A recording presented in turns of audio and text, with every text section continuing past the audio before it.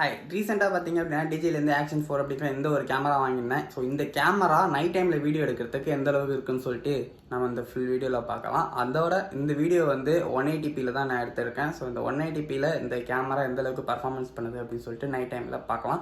அது மட்டும் இல்லாமல் இந்த ஒரு நைட் டைமில் எடுத்த வீடியோ வந்து எடிட் பண்ணாமையும் போஸ்ட் பண்ணுறேன்.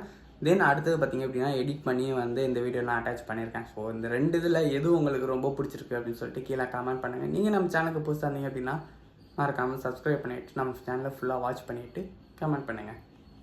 ஸோ இந்த வீடியோ பார்த்தீங்க அப்படின்னா 180pயில் தான் எடுக்கிறேன்.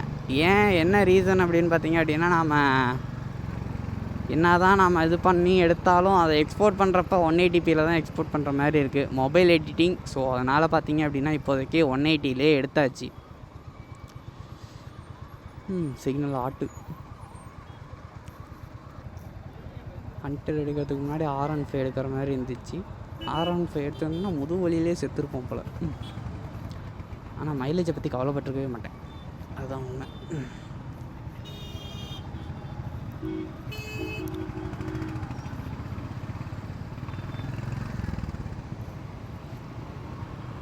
ஐயையோ காலை பிடிச்சிருக்குங்க. எவ்வளோ டிராஃபிக்கு எப்பா.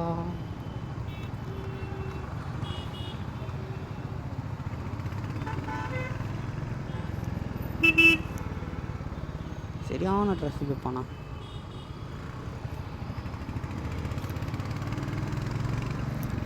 ஃபஸ்ட்டு வர வரல பார்த்தீங்கன்னா விஆர் மாலுக்கிட்ட ஒரு ஆட்டோக்கார் முன்னாடி வந்து காரு நின்றுச்சு. காரு நின்னால பின்னாடி ஆட்டோக்கார் நிப்பாட்டிட்டார்.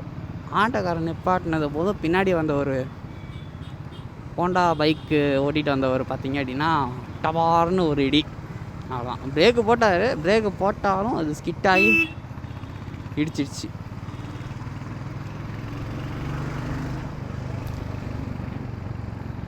அது ரொம்ப பார்த்தீங்க அப்படின்னா ஷார்ட்டு பக்கத்தில். ஸோ அதனால் பார்த்தீங்க அப்படின்னா பிரேக்கு போட்டாலும் அது தேஞ்சிட்டு போய் டப்புன்னு இடிச்சிச்சு முன்னாடி.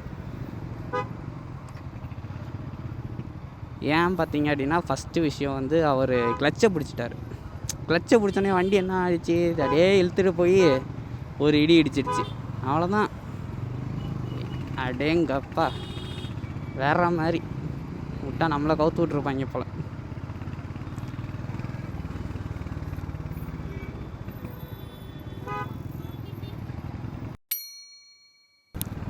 கோயம்பேடு பிரிட்ஜி நமக்கு அந்த சைடெலாம் போக தேவையில்ல. நாம் இப்போது அண்ணாநகர் போகிற சைடு ஏறி நாம் அப்படியே அம்பத்தூருக்கு போகணும்.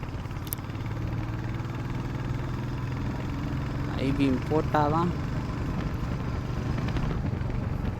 இந்த வண்டி இந்த பிரிட்ஜு மேலே ஓட்டுறப்பெல்லாம் அந்த கேர்வுலலாம் வந்து நல்லாயிருக்கும். ஆனால் வேகமாக தான் போகக்கூடாது.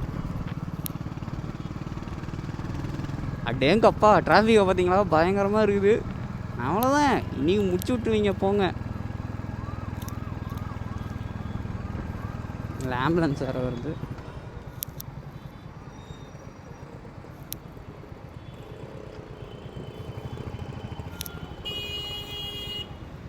ஸோ இதில் வந்து நம்ம மூவ் பண்ணி போகிறதுக்குள்ளே பார்த்திங்கன்னா பெரியது தான். லெஃப்ட் சைடு போனால் கொஞ்சம் பைக்ஸ்லாம் கொஞ்சம் சீக்கிரமாக போகலாம்.